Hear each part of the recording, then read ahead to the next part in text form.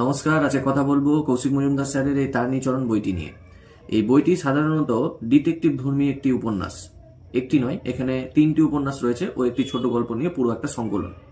তো এখানে তারিণীচরণ একজন প্রাইভেট ডিটেকটিভ, যার কাজ হচ্ছে এই রহস্য উদ্ঘাটন করা। এখানে হচ্ছে খুন, জখম, থ্রিলার ধর্মী এখানে গল্পগুলো রয়েছে, মানে উপন্যাসের মধ্যে গল্পগুলো।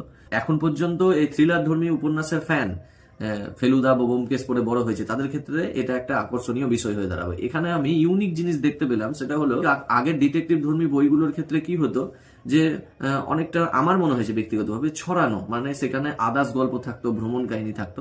তো এখানে সেরকম নয়, এখানে ডাইরেক্ট হচ্ছে প্রথমেই কোনো একটা বিষয় দেখানো হয়েছে, কোনো একটা খুন জখম দেখানো হয়েছে, এবার সেটা নিয়েই ডাইরেক্ট কেসের মধ্যে ঢুকে যাওয়া দেখাচ্ছে।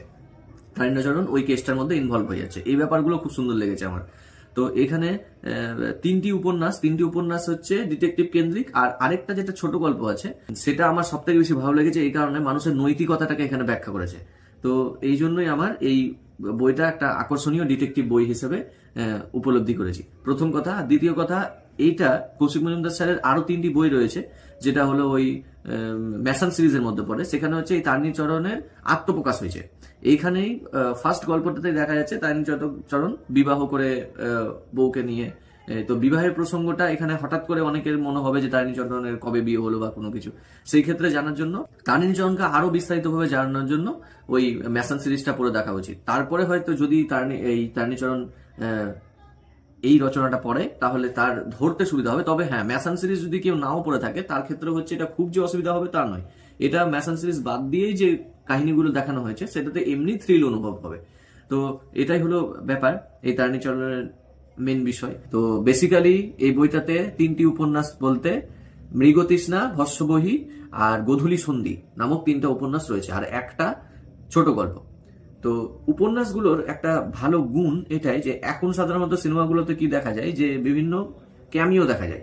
তো এই উপন্যাসগুলোতে হচ্ছে বিভিন্ন ঐতিহাসিক চরিত্রগুলোর ক্যামিও রয়েছে। প্রথম গল্পটাতে বিবেকানন্দর ক্যামিও, মানে আধুনিক ভাষায় যেটা বলা হয়। লাস্টের গল্পটাতে মানে গোধূলি সন্ধিতে ওই গণপতি জাদুঘরের ব্যাপারটা নিয়েই এগোচ্ছে। আমি টোটাল গল্পটা বললে তো স্পয়লার হয়ে যাবে।